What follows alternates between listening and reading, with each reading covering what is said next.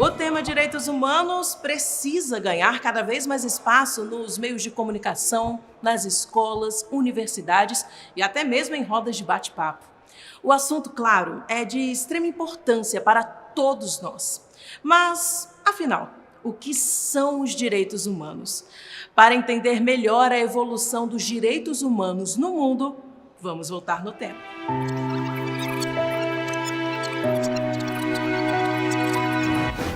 Vamos à Pérsia em 539 a.C., quando o rei Ciro, o Grande, libertou todos os escravos, estabeleceu a igualdade racial e o direito das pessoas escolherem sua própria religião.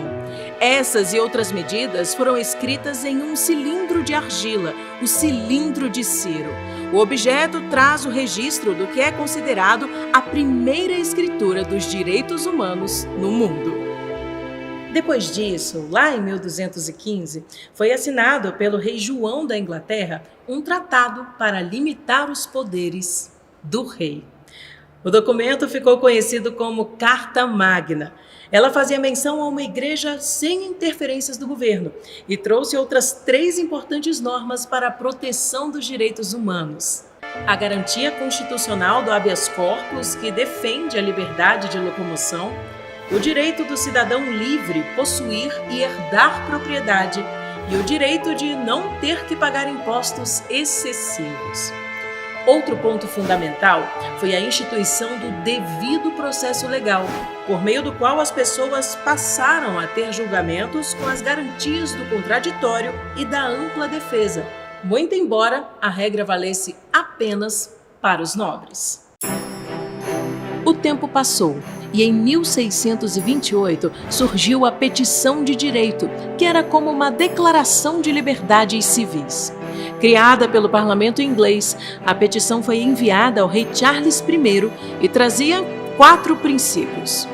Nenhum tributo poderia ser cobrado sem a autorização do parlamento, nenhum súdito seria preso sem motivo comprovado, nenhum soldado poderia ser recolhido na casa dos cidadãos e a lei marcial não seria usada em tempo de paz.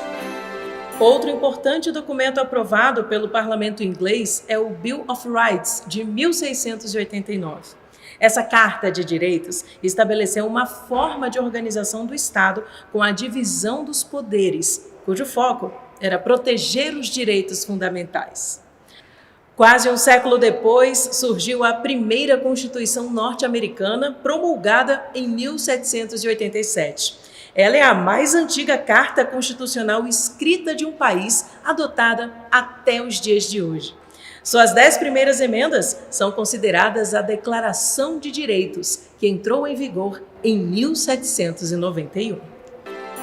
No mesmo período, em 1789, foi aprovada a Declaração dos Direitos do Homem e do Cidadão pela Assembleia Nacional Constituinte Francesa.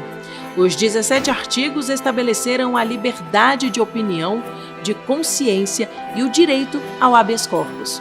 O documento criou limites e poderes para cada cidadão, mas faltou prever a igualdade para as mulheres, o que só acabou acontecendo décadas mais tarde. Já em 1864, a primeira Convenção de Genebra estabeleceu um emblemático direito humano, o cuidado de soldados feridos e doentes, independente do lado no conflito, e a consequente criação da Cruz Vermelha. A partir desse documento, inaugurou-se o que se convencionou chamar de direito humanitário.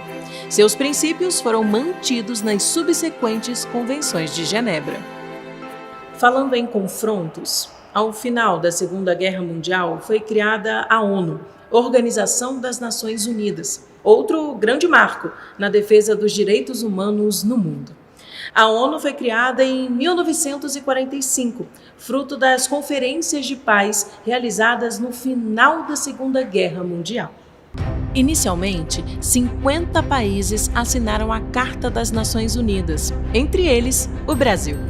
Atualmente, existem 193 Estados-membros da ONU, todos com direito à participação na Assembleia Geral.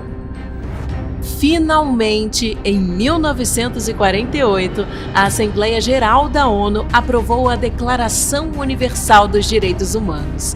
Redigida sob o impacto das atrocidades cometidas durante a Segunda Guerra Mundial, o documento enumera direitos que inspiram a paz, a cidadania e a democracia no mundo. Mas não só direitos e liberdades são previstos. A declaração afirma que o ser humano também tem deveres para com a sociedade. O exercício de seus direitos e o gozo de suas liberdades está sujeito às limitações estabelecidas na lei e no respeito ao direito do outro. Assim, a Declaração Universal dos Direitos Humanos representa a manifestação histórica e o reconhecimento em âmbito universal dos valores supremos da igualdade, da liberdade e da fraternidade, sem qualquer distinção. Em outras palavras, direitos humanos são aqueles inerentes a todos os seres humanos, sem discriminação.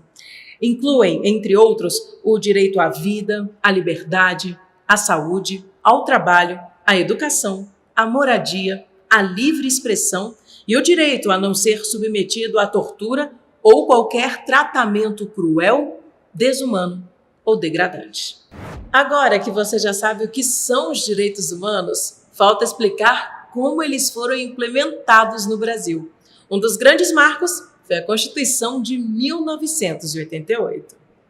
Chamada não por acaso de Constituição Cidadã, ela já previa que o Ministério Público teria papel fundamental na garantia dos direitos humanos no país.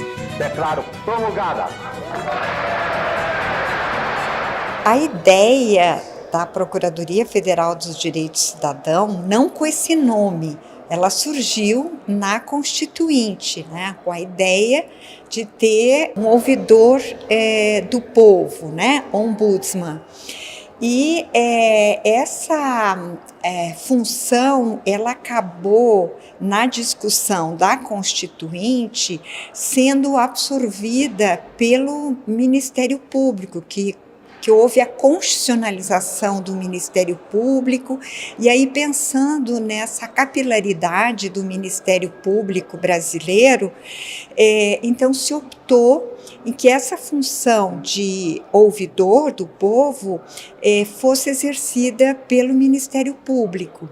Quando o Ministério Público da União, então, foi regulamentado, dizemos assim, né, a sua lei orgânica, essa função de ombudsman, ela foi direcionada para a Procuradoria Federal dos Direitos do Cidadão. Então, esse nome, ele surge com a Lei Complementar número 75 de 93. A partir daí, começou a nascer a Procuradoria Federal dos Direitos do Cidadão, cujo foco específico é justamente a promoção e a proteção dos direitos humanos.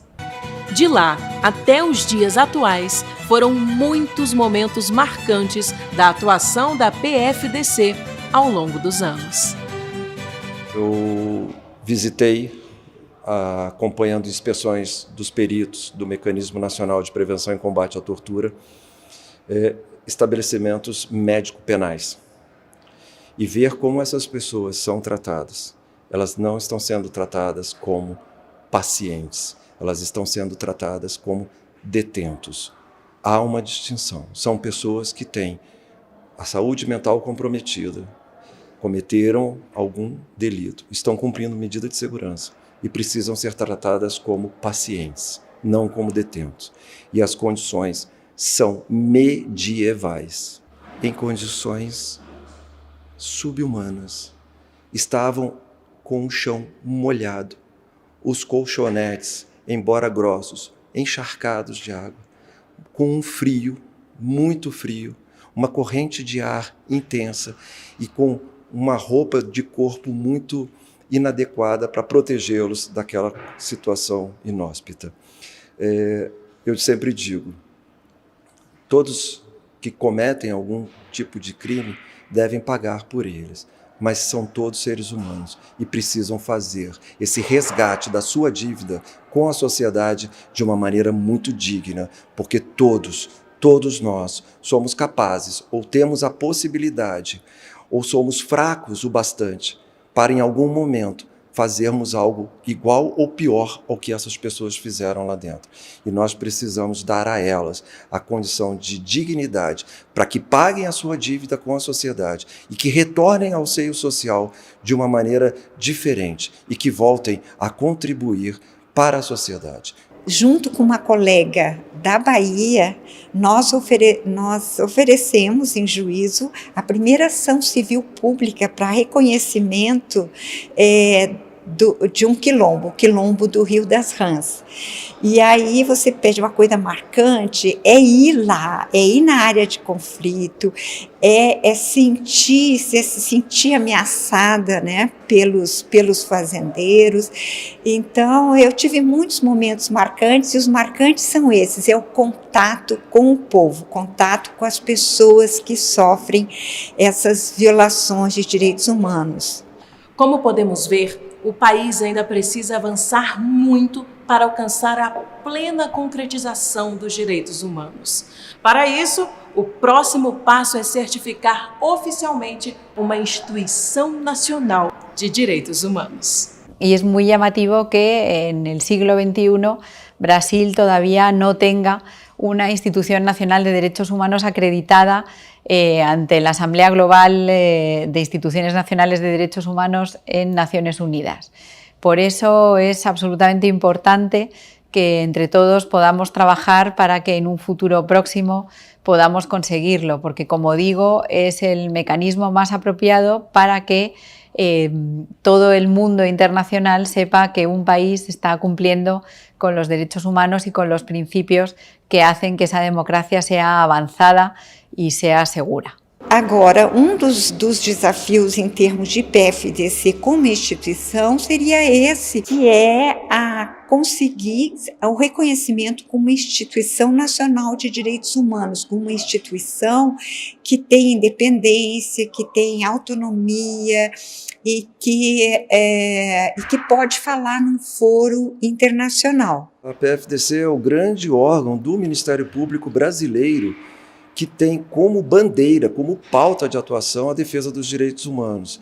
Nós, no Ministério Público Brasileiro, temos que compreender esse papel da PFDC, precisamos nos integrar, nos articular, precisamos dialogar entre nós, o Ministério Público da União, o Ministério Público dos Estados, para que juntos nós consigamos fazer transformações sociais positivas que vão reverter em benefício da nossa sociedade. Direitos humanos é algo que você precisa estar constantemente estudando. Você não pode deixar de estudar, porque há sempre uma nova reivindicação, há sempre um novo reconhecimento da necessidade de se proteger uma determinada parcela da sociedade brasileira, em especial as vulnerabilidades.